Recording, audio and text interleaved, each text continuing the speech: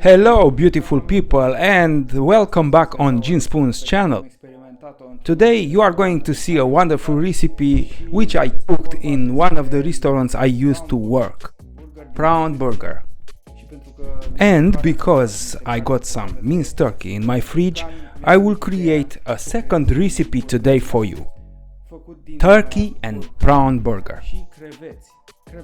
I advise you to buy fresh prawns if possible, but if they are frozen, just leave them into the fridge to defrost the day before you want to use them. I wish you to have a beautiful day and enjoy these recipes.